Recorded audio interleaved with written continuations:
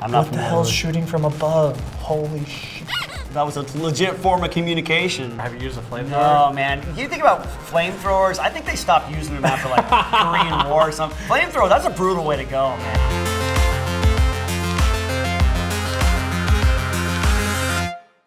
What's up guys, my name is Noah Flater. I'm an actor, I've been doing martial arts my entire life. My name is Israel Wright, I'm a former Green Beret stationed out of Fort Lewis, Washington. We're gonna take a look at Battlefield 1 Prologue mission. Looks really exciting. World War I, let's get into it. Oh, we're doing like cinematic cutscenes. This is the beginning of the game. Got you. Yeah. Have you played? No. Okay, gotcha. But I've seen this. You've seen it, yeah. Now, this makes me want to play this game. It's so, you'll see, man. Oh, I thought we were gonna get a sexy nurse waking us up. No way, man. We're going right in. We're going right for the heart, man. I love the music. Oh man, it's so nostalgic. Games today, man, it's as well done as any Hollywood film. It's really a movie scene. Right, yeah, exactly. That's what we're watching, you know? Probably some motion capture, you know, and things like that. I love feeling the chaos around him. That was super fun. Yeah, contrasted with the beautiful music. So it's just based off of World War I. Yeah, this whole game, but I think it jumps around to different main characters and stuff like that. For sure. World War I is the one where chemical warfare really like... Yeah, the mustard gas and things right? like that. We're gonna see a little bit of that in here too, yeah. And like the trench warfare, like the hold off on the trenches. Trench warfare, exactly. I haven't taken a history class since high school. What I like about the games like this and what Peter Jackson did with his film, This Shall Never Grow Old, he revitalized the old footage. Is they're really bringing it back because honestly, I don't know a lot about this. I mean, I saw 1917, the movie, but that's... So good. You know, there's something about Archduke Ferdinand. The fact that they would bring this back, like we actually learned a bit of history, you know, and like the human stories that were involved, because this is well over 100 years ago. How hard is it to move and fire at the same time? It's hard, man. It's really hard. Anything with training, you crawl, walk, run, right? You Yeah. start standing still, and then you start with different positions, and then you start moving slowly, and then you move faster, and you kind of bring it all together, and it all kind of becomes second nature. So, but it's extremely hard to hit anything standing still, let alone moving and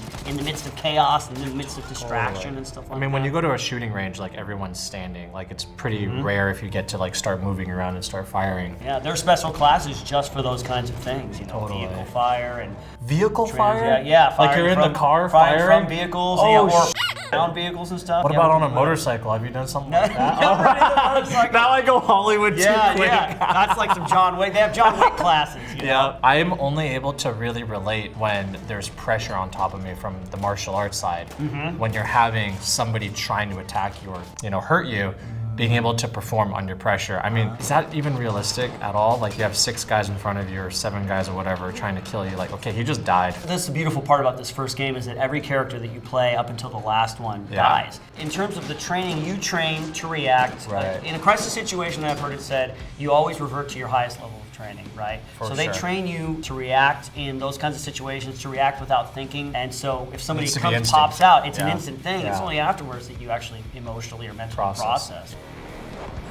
You got the trench warfare there. That was a big deal in World War I. I've seen Wonder Woman. I know how it was. I have a question about being on like a set gun, right? Yeah. You're on this machine gun here. Do you feel more comfortable with a mounted gun in front of you and staying in one place? Or do you like being able to have the option to move around and get cover? Well, you get comfortable with both, right? It depends on the situation. Like, mounted weapons are, for just like you say, you're in a position and you have a certain area of fire that you're dealing with and stuff. I learned that I'm with the M4, which was like my main weapon in the military. I feel like that was like a part of me. We did so much with it. You carried it around. I mean, like Full Metal Jacket was like the staple, like to tell everybody like that's part of you. It is. It really is. You learn to know it so well, and it's yours, and you spend years with it. You know what I mean? The way that I think with my martial arts and being on set for film, I want to be able to take anything around me and just make it mine in an instant. Do you have that with the weapon as well, too? Well, no. I mean, you learn a lot of familiarization, especially on a Special Forces ODA, on a team. You have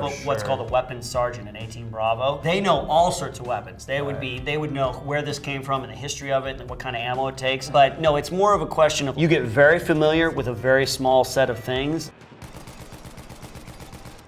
I'm not What the hell's shooting from above? Holy shit. It's chaos. Oh, the Zeppelin. They got a Zeppelin up there. That was a legit form of communication. Maybe until the Hindenburg. See, that's how we died. I would have got out so quick. I saw that. I'm out. Shotgun. I always feel safe as fuck holding a shotgun.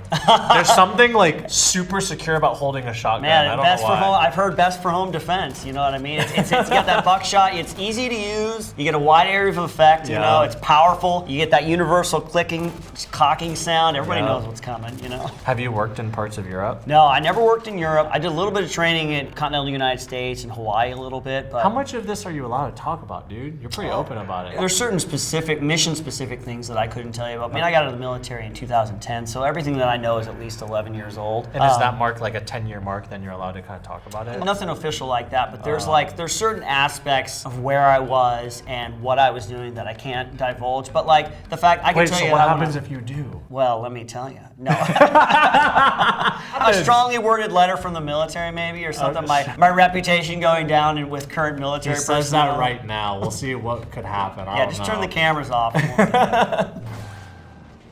Have you been in a tank? I've only sat in a tank. I've never actually like done any operations. There was never, when I was in Iraq, we were already kind of entrenched there and established there, and we've not fought against another force that had tanks, you know, with like heavy artirillery. Did you feel badass in it? Oh, it's awesome. Oh, tanks are cool. That's like that little boy, like, you know, being in a mech or something like that. You get the seat, the views, and right in there, and you got. Did you ever get to like practice firing, like out of a tank like never this? shot any tanks, stuff like this. Oh, What about a flamethrower? Have you used a flamethrower? Oh man, you think about flamethrowers, I think they stopped using them after like Korean War or something. Flamethrower, that's a brutal way to go, man. That's like really burn messed to up death. for Oh my gosh, sure. Yeah. Imagine having like just that as your view, being Right. able to like, Right. So much chaos. That's the thing I think about is just like World War I, trench warfare, just all that stuff going on here. They give us a lot of good training. Well, I think the U.S. military is the best trained, best equipped in the world. I don't know what they got before they sent them overseas, you know what I mean? Right. And actually, you know, I guess the U.S., we didn't start right away.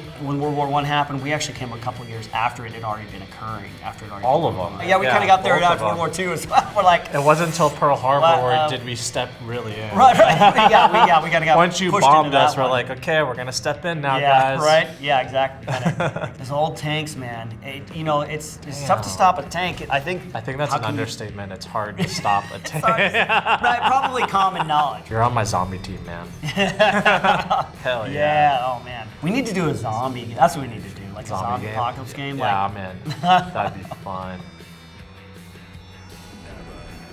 mustard gas is technically not a gas. It's actually like a sulfur-based powder. If you get it on your skin, it's irritating, blisters, gets in the lungs. Chemical warfare, really brutal. Isn't it like illegal for the United States to even use it? Yeah, we have like, I think Geneva Conventions and things like that has been outlawed. It was used all the way up until I think the Iraq-Iran war in like the early 80s. Right. But I mean, you're not allowed to use it anymore, you know. Damn. It's so messed up. They won't even let you use it against the terrorists. Yeah, right. Yeah, exactly. Damn. Like everybody agrees, like, you know what? Not even we could go that, you know, like chemical. Wow. Have you ever shot a gun with the magazine on top like that? No, nothing like that. This is like old. So that's like so outdated now. I mean, war, unfortunately, is really where a lot of technology advances. They really learned a lot from And science. Science and like technology. World War II. A lot of science from the Nazis was developed from that. Necessity.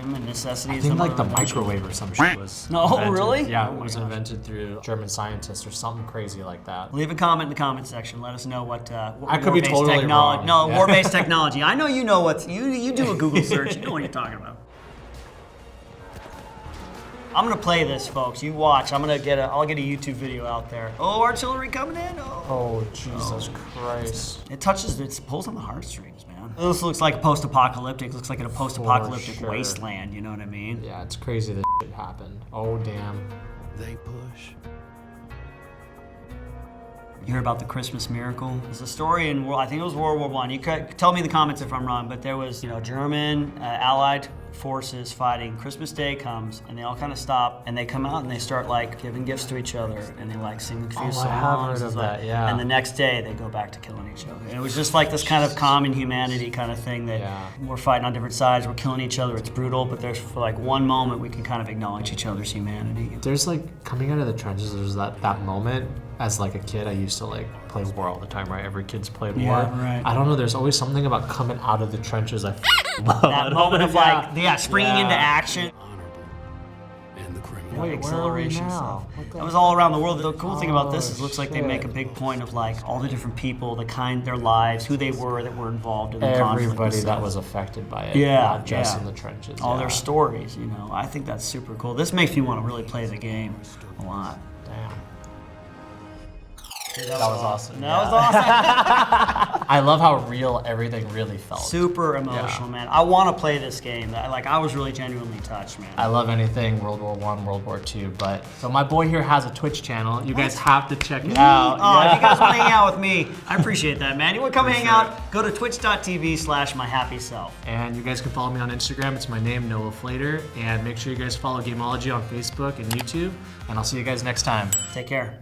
The bolt action gun. I don't know about guns. Man, I'm only a half step behind you, man. Like You use them for well, real. but I used certain weapons. I use I'm not like a airsoft guns, historian. bro, for my movies. That's it. Oh man.